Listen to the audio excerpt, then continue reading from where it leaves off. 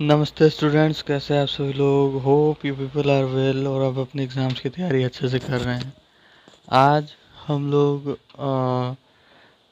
Economy का chapter number 2 that is sectors of Indian economy को ख़त्म करने वाले हैं। इस वीडियो को देखने के बाद आप अपने लगभग यूनिट टेस्ट वगैरह के लिए रेडी रहेंगे। मिड टर्म भी दे ही सकते हैं, ऐसा कोई दिक्कत है नहीं। मगर एक बार आप इसको बुक की रीडिंग ज़रूर कर लें। ठीक है, चलिए अब हम लोग आगे बढ़ते हैं। हम लोग डायरेक्ट एनसीईआरटी से ही पढ़ेंगे ताकि हम कुछ छोड़े ना। ठीक है, अब आप इन पिक्चर्स को देखिए जो कि एनसीईआरटी ने दी है, और आप अपने खुद से भी एग्जाम्पल ले सकते हैं। डे टू डे लाइफ में आपने देखा होगा बहुत सारे लोग कुछ अलग अलग काम कर रहे हैं। तो एनसीईआरटी सवाल पूछती है कि सब लोग क्या एक ही जैसा काम कर रहे हैं, तो आंसर है नहीं, सब लोग कुछ अलग अलग काम कर रहे हैं। सबसे पहली बात, इकोनॉमिक एक्टिविटी क्या है। इकोनॉमिक एक्टिविटी ये है कि जैसे आप मान लीजिए कि ऐसी एक्टिविटीज जो परफॉर्म की जाती है टू अर्न प्रॉफिट, उसको बोलते हैं इकोनॉमिक एक्टिविटी। ठीक है, जैसे कि आप होटल में जाइएगा, रेस्टोरेंट में जाइएगा तो आप वहाँ खाना खाइएगा तो उसके लिए आप पैसे दीजिएगा। लेकिन वही घर पे जाइएगा तो हाँ, रॉ मटेरियल आप खरीद के लाते हैं, लेकिन बना हुआ खाना के लिए आप पैसे नहीं देते हैं। तो जो घर में खाना बन रहा है वो इकोनॉमिक एक्टिविटी नहीं है, जो रेस्टोरेंट में बन रहा है वो इकोनॉमिक एक्टिविटी है। अब इकोनॉमिक एक्टिविटी को भी ना हम लोग 3 टाइप से डिवाइड करते हैं। ठीक है, एक है प्राइमरी सेक्टर, एक है सेकेंडरी सेक्टर, एक है टर्शरी सेक्टर। प्राइमरी सेक्टर जो सेक्टर्स है, मेनली ये लोग एग्रीकल्चर जो है, एग्रीकल्चर रिलेटेड प्रॉब्लम सॉल्व करते हैं। मतलब ये लोग मेनली नेचर से डायरेक्टली जो एक्सट्रैक्ट करते हैं मटेरियल को, तो वो primary sector. Secondary sector nature से एक्सट्रैक्ट की गई चीज़ों को मॉडिफाई करते हैं कुछ ह्यूमन, जिसको अच्छे से यूटिलाइज कर सके, जो ह्यूमन नीड हो, उसमें नेचर से ली गई चीज़ों को मॉडिफाई करते हैं। टर्शरी सेक्टर, टर्शरी सेक्टर दोनों प्राइमरी और सेकेंडरी दोनों में सिर्फ कुछ नहीं करता है प्रोडक्ट। टर्शरी सेक्टर कभी भी प्रोडक्ट नहीं बनाता है। टर्शरी सेक्टर इन दोनों को सिर्फ सर्विस देता है। जैसे कि प्राइमरी सेक्टर का एक और नाम है एग्रीकल्चर सेक्टर। इसमें मेनली नेचुरल चीज़ों से डील की जाती है, नेचर से डील की जाती है। इसमें मान लीजिए आपने वीट उगाया, वीट को आप यहाँ सेकेंडरी सेक्टर को दे देंगे। अब यहाँ पे सेकेंडरी सेक्टर उस वीट से आपको मान लीजिए कि आटा बनाएगी, फिर आटा से मान लीजिए कि आपको बिस्किट बना सकती है। तो ये सब जो बना रही है, मान लीजिए आपने एग्रीकल्चर से सेकेंडरी सेक्टर में डाला कुछ सामान, तो लेके कौन जाएगा, तो ट्रक लेके जाएगा ना जी। तो ट्रक जो हुआ टर्सरी सेक्टर का पार्ट हुआ, तो ये एक टर्सरी सेक्टर का एग्जांपल हो गया। तो आई होप कि प्राइमरी सेकेंडरी और टर्सरी सेक्टर आपको ठीक से समझ में आ गया होगा। टर्सरी सेक्टर को सर्विस सेक्टर बोला जाता है, प्राइमरी सेक्टर को एग्रीकल्चर सेक्टर बोला जाता है, सेकेंडरी सेक्टर को इंडस्ट्रियल सेक्टर बोला जाता है। प्राइमरी सेक्टर जो है उसमें काफ़ी ज़्यादा लेबर इंटेंसिव सेक्टर होता है, मतलब आदमी ज़्यादा मांगता है। Secondary sector capital intensive sector होता है, माने पैसा ज़्यादा मांगता है।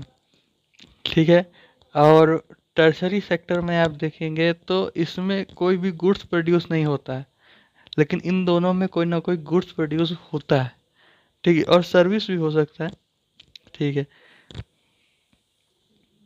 अब यहाँ पे एक टेबल दिया गया है, इसको आप खुद से भरने का कोशिश करिएगा कि कौन सा सेकेंडरी है, कौन सा टर्सरी है। अब हम लोग आगे आ जाते हैं। अब इन सब सेक्टर्स का कंपैरिजन कैसे किया जाता है। जैसे कि मान लीजिए कि अब आप कहिएगा कि कोई 10 kg आटा प्रोड्यूस कर रहा है, कोई 10 किलोमीटर जा रहा है, तो इन सब का जो मापदंड है सो तो अलग अलग है। तो इन सबको आप कंपेयर कैसे करिएगा, है ना, कंपैरिजन कैसे करिएगा। तो इसके लिए हम लोग लेते हैं जीडीपी, ठीक है, ग्रॉस डोमेस्टिक प्रोडक्शन। जीडीपी में क्या है, ये देखिए, ग्रॉस डोमेस्टिक प्रोडक्शन। जीडीपी में क्या होता है कि हम लोग सिर्फ फाइनल गुड्स एंड सर्विस का प्राइस जो है इसमें इंक्लूड करते हैं एक ईयर के अंडर में, ठीक है। सबसे पहली बात आप समझिए, नाम से समझ में ये आ रहा है, ग्रॉस डोमेस्टिक प्रोडक्शन माने एक डोमेस्टिक एरिया में माने टोटल एक साल में कितना प्रोड्यूस हुआ और कितना सर्विस निकला, उसको बोलते हैं जीडीपी। अब जीडीपी जो है, तो मैं आपको बताना चाहूँगा, 1 मिनट। जैसे मान लीजिए कि ये एक चीज़ है, जैसे कि ये ए सब्सटेंट वीट मान लीजिए, इसको आपने मान लीजिए कि आटा बनाया, बी, फिर इससे आपने बिस्किट बनाया, सी। तो जब जीडीपी काउंट होगा तो इस वाले को हमेशा काउंट किया जाएगा, ना कि इन दोनों को। क्योंकि यहाँ पे ए, मान लीजिए कि ए का 10 रुपये लगा, बी का 20 रुपये लगा, सी का 30 रुपये लगा, है ना। तो जब ये बिस्किट बेचेगा तो ये ऑलरेडी 70 में बेचेगा, क्योंकि ये 60 पहले से जुड़े हुए हैं और 10 ये अपना प्रॉफिट मिला के बेचेगा। तो इसलिए इसमें ऑलरेडी इस सारे दाम एडेड रहते हैं।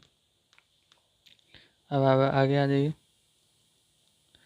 तो जीडीपी जो है वो हम लोग काउंट करते हैं, ठीक है। अब आप आ जाइए हिस्टोरिकल चेंज इन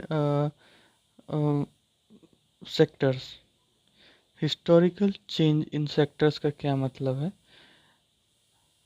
हर ए माने हर एक डेवलप्ड कंट्री में एक चेंज देखा गया है। जब वो कंट्री नई नई आज़ाद होती है, नई नई इंडिपेंडेंट होती है, तब उसमें प्राइमरी सेक्टर जो है वो पीक पे होता है।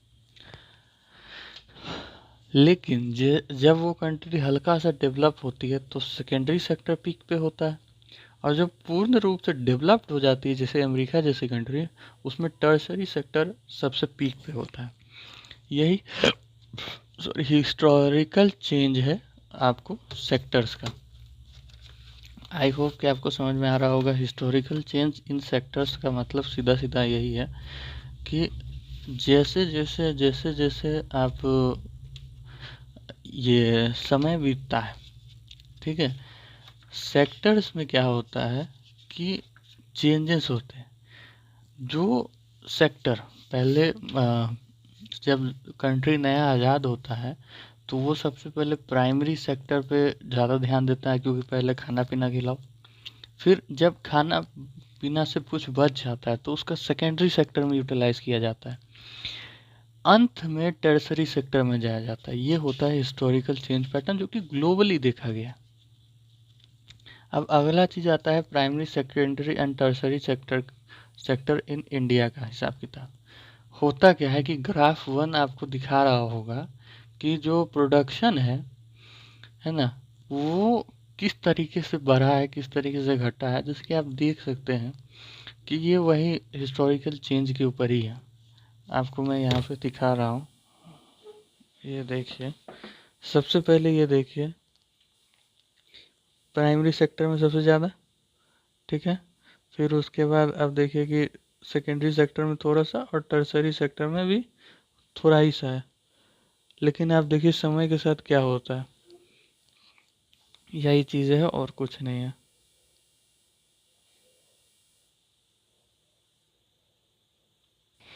ठीक है, तो अभी यहाँ पे मैंने कुछ कुछ पॉइंट्स हाईलाइट किए हैं, इनको हम लोग ठीक से पढ़ेंगे।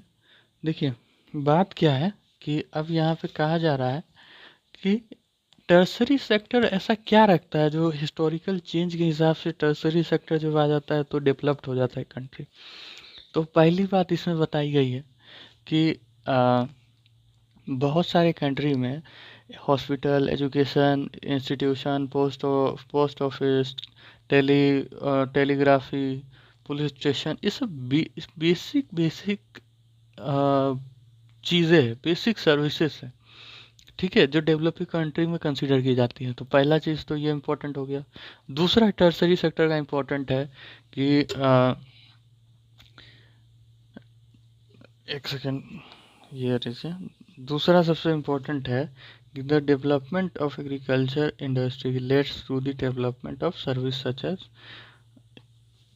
एग्रीकल्चर इंडस्ट्री में जब डेवलपमेंट होगा तो उसके कारण डेवलपमेंट जैसा as transportation, trade, storage and like as we all seen greater than development of primary and secondary sector more would be demand for such service। अच्छा, जब भी सेकेंडरी और प्राइमरी सेक्टर में जब डेवलपमेंट होगा तो उनको सबसे पहले सर्विस की ज़रूरत होगी। जिसे हम लोग बैंक का एग्जांपल अभी आगे देखेंगे। बैंक का क्या है कि मान लीजिए कि अ, अच्छा चलिए उसको आगे ही देखते हैं। मतलब जैसे देख लीजिए कि जैसे ही प्राइमरी सेक्टर का डिमांड बढ़ेगा तो उसको सर्विस चाहिए कि यहाँ से वहाँ पहुँचाना है, ट्रांसपोर्ट चाहिए, इस सब के कारण प्राइमरी का सेक्टर का डिमांड भी बढ़ता है। इस कारण टर्सरी सेक्टर का डिमांड भी बढ़ता है। और तीसरा है कि जैसे जैसे एक सिटीजन का इनकम कैपेसिटी बढ़ेगा उससे उसका डिमांड भी बढ़ेगा कि जैसे इनकम बढ़ गया तो मेरे को 10 मिनट में सामान दे ला के दो, है ना। फिर इनकम बढ़ गया तो मेरे को अच्छा हॉस्पिटल चाहिए, तो ये सभी चीज़ें। अंतिम में क्या है कि जैसे जैसे इंफॉर्मेशन एंड टेक्नोलॉजी जैसे आईटी का डिमांड बढ़ रहा है उस हिसाब से हम लोग को टर्शरी सेक्टर में शिफ्ट करना भी जरूरी है, ज़रूरत है। अब सबसे ज़्यादा लोग एम्प्लॉय कहाँ हैं, तो अगर आप नंबर वाइज एक पर्सन का नंबर वाइज देखिएगा तो सबसे ज़्यादा एम्प्लॉयड है प्राइमरी सेक्टर में। और अगर आप जीडीपी वाइज देखिएगा तो सबसे ज़्यादा एम्प्लॉयड है टर्सरी सेक्टर में। कि एक फैक्ट है, बस इसको याद रखना है और कुछ नहीं है, ठीक है। अब यहाँ पे एक टर्म आता है आपको, जो कि यहाँ पे आपको दिख रहा होगा, हाईलाइट कर देता हूँ, अंडर एम्प्लॉयड। अंडर एम्प्लॉयड मतलब क्या होता है मैं आपको समझा देता हूँ, आप पढ़ लीजिएगा। यहाँ पे एक लक्ष्मी का कहानी दिया हुआ है। सबसे पहले, under employed is a hidden in contact to someone who does not have a job is clearly visible as unemployed. Hence, it is also known as discussed unemployed। होता क्या है अंडर एम्प्लॉयड या डिस्कस्ड अनएम्प्लॉयड में कि एक आदमी है, लक्ष्मी का कहानी आप ले लीजिए, इसमें जो दिया हुआ है मैं आपको यहाँ समझा देता हूँ कि ये है एक प्लॉट। इसमें लक्ष्मी और उसकी फैमिली खेती करती है। मान लीजिए कि वो लोग 2 लोग थे, पहले पति पत्नी। वो लोग खेती करते थे, वो लोग 100 रुपये कमाते थे। अब उनके 3 बच्चे हैं, मान लीजिए अब हो गए 5 लोग। 5 लोग, मान लीजिए 3 जो बच्चे हैं इन्होंने कुछ पढ़ाई लिखाई की नहीं, कोई स्किल आता नहीं है, तब ये लोग भी इसी खेत में लग गए। तब 5 लोग मिल के भी 100 ही रुपये कमा रहे हैं, क्योंकि दाम थोड़ी पड़ जाएगा यार। तो ऐसे जो ये 3 लोग हैं ये लोग आते हैं डिस्कस्ड अनएम्प्लॉयमेंट, क्योंकि जरूरत तो दो की ही है ना, समझे। इसको बोलते हैं डिस्कस्ड अनएम्प्लॉयमेंट। अब होता क्या है कि इस कारण से ये लोग बहुत कम कमाते हैं, परिवार ज़्यादा रहता है, दिक्कत होती है। तो अब इससे बचा कैसे जा सकता है, हो सकता है कि ये जो 3 लोग हैं इसमें से कोई एक कोई छोटा मोटा दुकान खोल ले चाय वगैरह का, कोई एक आपको ये कर ले, क्या बोलते हैं, पंचर का दुकान पे वगैरह पे काम कर ले। तो इससे क्या होगा कि और कोई एक कहीं छोटा सा नाई वगैरह बन जाए। तो इससे क्या होगा कि तीनों अब 3 जैसे पैसा कमा रहे हैं, तब ये लोग मान लीजिए 150 कमाते हैं, पिछले का 100 कमाते हैं, टोटल इनका फैमिली का इनकम 250 हो गया। तो ये होता है एम्प्लॉयड का सीन, ठीक है। अंडर एम्प्लॉयमेंट आपको मैंने सिखा दिया और डिस्कस्ड अनएम्प्लॉयमेंट मैंने सिखा दिया, ठीक है। अब क्या कहानी है,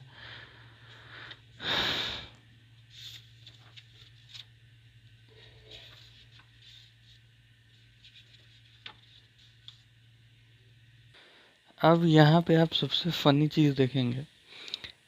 यहाँ पे आप, ये एक जनरल बात है, इसको याद नहीं रखना है। एनसीईआरटी किसकी है? गवर्नमेंट ऑफ इंडिया की। और ये यहाँ पे गवर्नमेंट ऑफ इंडिया की एक body NCERT government of India को सजेशन देती है, जो कि बोलता है कि किस तरीके से हम लोग एम्प्लॉयमेंट को बढ़ा सकते हैं, जिसको गवर्नमेंट ऑफ इंडिया मान नहीं रही। तो मतलब खुद को बोल के खुद ही मना कर रहा है भाई, कुछ भी सीन चल रहा है। ठीक है, तो अब हम लोग को क्या है, हम लोग को तो याद रखना है। सबसे पहला इसमें लिखा हुआ है कि फोकस ऑन बैंक क्रेडिट, मतलब लोगों को अगर कहाँ है भाई,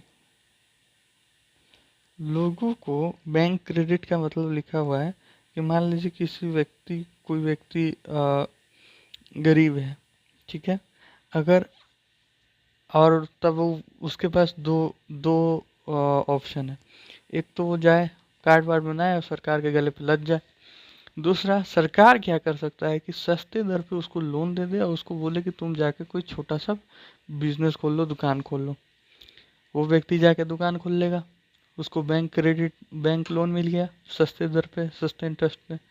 अब उसका दुकान चल जाएगा, चल गया तो फिर मौजा ही मौजा। फिर ना अब उसको सरकार की क्या जरूरत है, अब वो अपने पर डिपेंडेंट हो गया। सरकार का बैंक क्रेडिट देने से एक, ना ही सिर्फ वो, मान लीजिए उसका दुकान ज़्यादा अच्छा चल गया तो वो दो तीन व्यक्ति को काम पे रखेगा, रखेगा ना चाहिए। तो ना ही सिर्फ एक व्यक्ति है, कम से कम चार व्यक्ति, दो तीन व्यक्ति का एम्प्लॉयमेंट हो जाता है एक बार में। पहला ये हो सकता है। दूसरा क्या है, दूसरा है आपको स्किल अगर सरकार सिखा दे तो। सरकार बीच बीच में ऐसे लाते रहती है जहाँ पे सरकार कुछ कुछ स्किल सिखाती है, तो इस पे और फोकस किया जाए।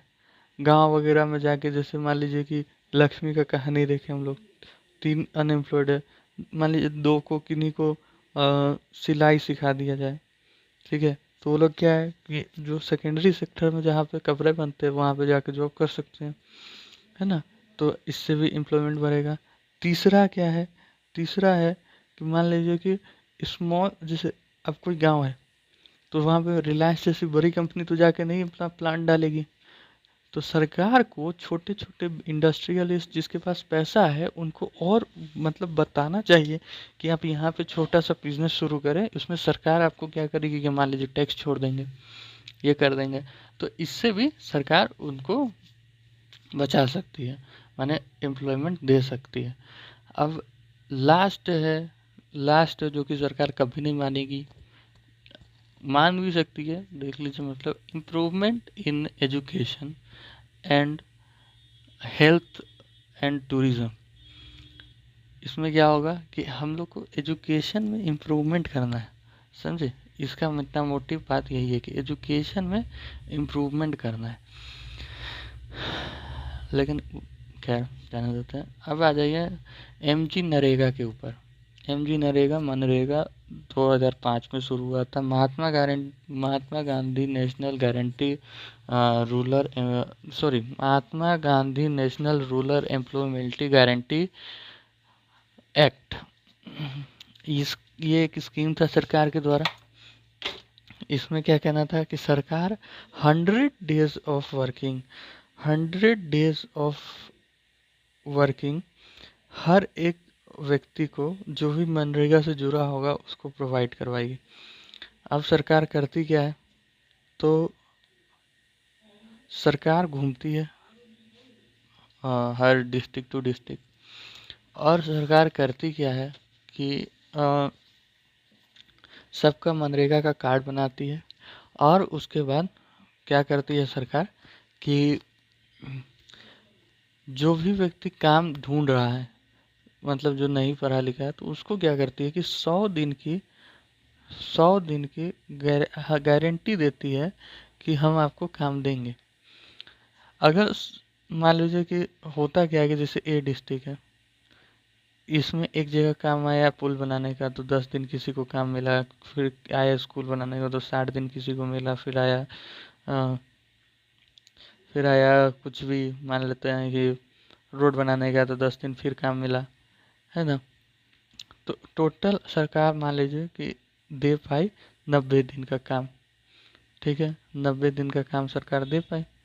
अब सरकार जो 90 दिन का काम दी है, ये 100 दिन का वादा था, 100 दिन में फेल कर गई। तो सरकार क्या करेगी, सरकार 10 दिन का जो बचा खुचा पैसा है वो फ्री में उन एम्प्लॉयर्स के अकाउंट में डालेगी, मतलब घर बैठे बैठे कमाई। तो सरकार क्या सोचती है कि इनको फ्री में पैसा देने से अच्छा इनको कुछ काम ही करवा लो, इसलिए सरकार आए दिन नए नए स्कीम लाई जाती है। इसको लाया गया था राइट टू वर्क के तहत, कि हर व्यक्ति का जैसे राइट टू एजुकेशन है ना, वैसे हर व्यक्ति का अधिकार है कि वो काम करे, इसलिए राइट टू वर्क के तहत इसको लाया गया था। और जैसे इसमें 1/3 जो 1/3 जो रिजर्वेशन है वो वुमेन्स के लिए है, और ST SC के लिए भी कुछ रिजर्वेशन है। उसका डाटा किताब में नहीं दिया है तो हम लोग पढ़ेंगे भी नहीं। ओके, अब हम लोग आगे आ जाते हैं। हाँ, यहाँ पे आपको पढ़ना है कि जैसे इकोनॉमिक सेक्टर्स है, सेक्टर्स में भी 2 प्रकार के डिवीज़न होते हैं। एक होता है ऑर्गेनाइज सेक्टर, एक होता है अनऑर्गेनाइज सेक्टर। ऑर्गेनाइज सेक्टर्स में क्या होता है, ऑर्गेनाइज सेक्टर में क्या होता है कि और अनऑर्गेनाइज सेक्टर में क्या होता है, दोनों का डिफरेंस लेते हुए चलेंगे। ऑर्गेनाइज सेक्टर में क्या होता है कि एक आदमी का फिक्स्ड वर्किंग आवर्स होता है।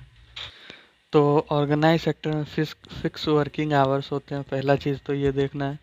दूसरा क्या, अनऑर्गेनाइज सेक्टर में कोई फिक्स वर्किंग आवर्स नहीं है। जैसे कि इसमें 2 स्टोरी जो दी हुई है कांता और कमल की। कांता एक ऑर्गेनाइज सेक्टर में काम करती है, ठीक है, इसका फिक्स वर्किंग आवर्स है, इसको आना है 5 बजे, जाना है 9 बजे, बात खत्म। कमल एक छोटा सा दुकान में काम करता है जिसका कोई फिक्स वर्किंग आवर्स नहीं है। ये आता है 7 बजे और रुकता है तो 8 बजे भी रुक सकता है, और कभी लेट हुआ तो लेट तक भी रुक सकता है। पहला बात ये हो गई। दूसरा बात क्या होती है, दूसरा बात हम लोग देख लेते हैं ऑर्गेनाइज एंड अनऑर्गेनाइज सेक्टर्स की। दूसरा बात ये होती है कि ऑर्गेनाइज सेक्टर जो होता है उसमें रेगुलर वेजेस होता है, माने कहा, इसमें आप कहानी पे आ जाइए।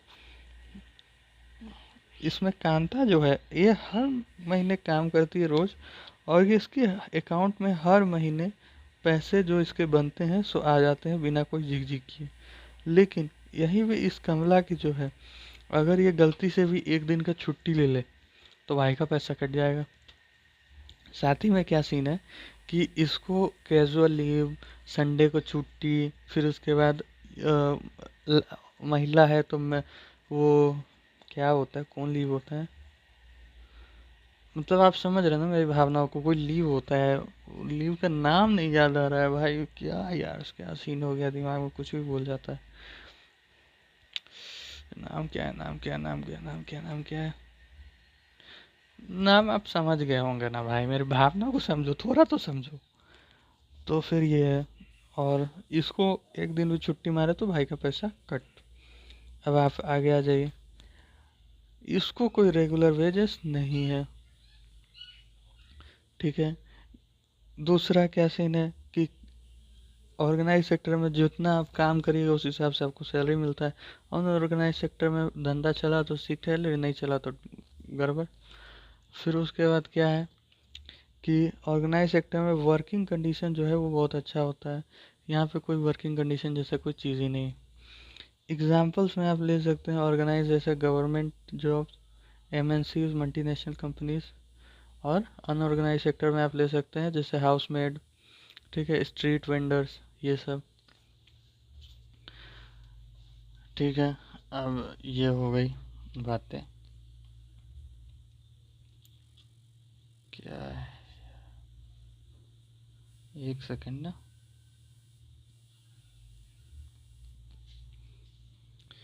अब यहाँ पे NCERT में क्या दिया हुआ है कि आपको कहा जा रहा है कि प्रोटेक्शन दिया जाए अनऑर्गेनाइज सेक्टर्स को। जैसे मनरेगा जो स्कीम है अनऑर्गेनाइज सेक्टर्स के, ऐसा प्रोटेक्शन दिया जाए। तो ऐसा प्रोटेक्शन कैसे दिया जा सकता है? 3 टाइप से प्रोटेक्शन दिया जा सकता है। पहला है आपको कि अल्टरनेट सोर्स ऑफ एम्प्लॉयमेंट, माने ज़्यादा से ज़्यादा एम्प्लॉयमेंट जनरेट किया जाए, एक ही जगह पे बंधा ना रहा जाए, है ना। और दूसरा, अलग अलग जगह पे जाया जाए, मतलब अल्टरनेट रखा जाए कुछ। दूसरा है जैसे कि जैसे गवर्नमेंट का मनरेगा है, उसी तरीके से और भी public working programs, working schemes launch की जाए। तीसरा सबसे इम्पोर्टेंट है, गवर्नमेंट को सब्सिडीज देनी चाहिए। सब्सिडीज क्या होता है? जैसे कि आप अभी वो प्रधानमंत्री जन औषधि केंद्र के बारे में सुने होंगे। उसमें क्या होता है कि कोई मेडिसिन है, ये मेडिसिन मान लीजिए मार्केट में 10 रुपए की है, ठीक है। तो सरकार क्या बोलेगी कि मैन्युफैक्चरर से, कि मैन्युफैक्चरर को मान लीजिए पड़ता है 8 रुपए में, तो ही तो दुकानदार इसको 10 में बेचता है। तो गवर्नमेंट क्या करेगी कि मैन्युफैक्चरर को बोलेगी कि आप इसको बनाइए मेडिसिन को, अगर मेडिसिन अच्छी है तो 4 रुपए गवर्नमेंट देगी, 4 रुपए आप मिलाइए, लेकिन आप सामने इसको बेचिएगा मात्र 6 रुपए में, और ये सामने वाला भी इसको मात्र 8 में बेचेगा, तो इसका प्राइस ऑटोमेटिकली 2 रुपए कम हो गया। तो इससे लोगों का वेलफेयर होगा। तो ये 3 तरीके बताई गई है एनसीईआरटी में। हालांकि ये एनसीईआरटी खुद गवर्नमेंट की आइडेंटिटी होगी, गवर्नमेंट को बता रही है कि क्या करना चाहिए गवर्नमेंट को अच्छे लोग का अच्छा काम करने के लिए, लेकिन हिपोक्रेसी जाने देते हैं। अब लास्ट टॉपिक है ये, ठीक है, सेक्टर्स ऑफ इंडियन इकोनॉमी। सीधा सीधा बात समझा देता हूँ, बात करता हूँ, क्योंकि इतना लंबा चौड़ा खींच का है। या ले लेते हैं। सेक्टर्स 2 टाइप के होते हैं, एक है पब्लिक, एक है private. Public sectors mostly government owned होते हैं, उनका मोटिव होता है कि सोशल वेलफेयर, है ना, और क्या होता है कि प्रोवाइडिंग बेसिक नीड, यही होता है। प्राइवेट सेक्टर्स जो होते हैं उनका मेन मोटिव होता है, वो लोग ओन्ड बाय इंडिविजुअल्स होते हैं, ठीक है। इनका मेन मोटिव होता है टू अर्न प्रॉफिट, सीधी सीधी बात, इन लोग का मेन मोटिव होता है अर्न प्रॉफिट।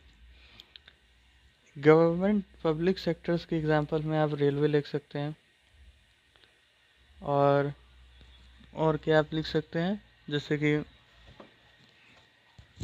गवर्नमेंट की और आइडेंटिटी, पोस्ट ऑफिस, ये सब। प्राइवेट सेक्टर्स के एग्जांपल में आप लिख सकते हैं, जैसे कि प्राइवेट सेक्टर्स के एग्जांपल में आप लिख सकते हैं, जैसे कि कुछ भी लिख दो भाई। प्राइवेट सेक्टर के एग्जांपल में जैसे कि क्या होता है, जैसे कि डीओ लिख दो, परफ्यूम, और जियो लिख दो, सिम, है ना। तो कुछ भी लिख दो, तो कुछ छूटा तो नहीं ना? नहीं नहीं नहीं, ठीक है ठीक है।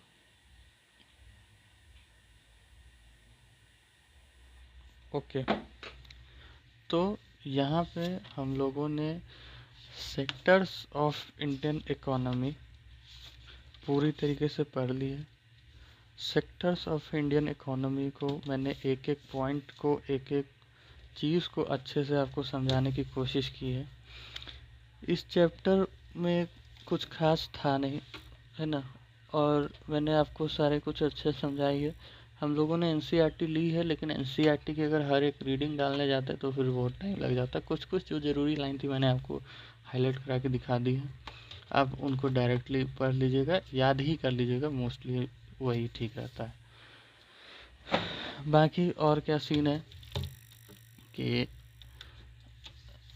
यह इस चैनल की कुछ तो नंबर की वीडियो होगी।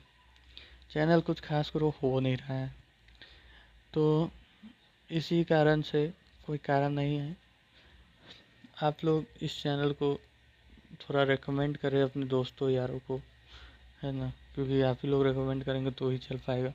बाकी आप कमेंट में बताइए अच्छा लग रहा है, नहीं लग रहा है, ख़राब लग रहा है, क्या लग रहा है, उस हिसाब से इम्प्रूवमेंट की जाएगी। बाकी चैनल को सब्सक्राइब भी कर लीजिए ताकि आगे आने वाली वीडियोस को ज़रूर देखा जाए। कुछ दिनों से चैनल पे कुछ ज़्यादा ही लाइव हो, इस कारण थोड़ा सा अब कुछ एक मतलब अब कोशिश करूँगा कि वीडियोस ठीक ठाक टाइम पे और अच्छे अच्छे टाइम पे डाली जाए। और तो कोई बात नहीं है, आपको कोई बात करनी हो तो कमेंट में ज़रूर पूछें, इंतज़ार करूँगा। तब तक के लिए बाय, टेक केयर, एग्ज़ाम्स की प्रिपरेशन अच्छे से करिए। Like share subscribe, bye.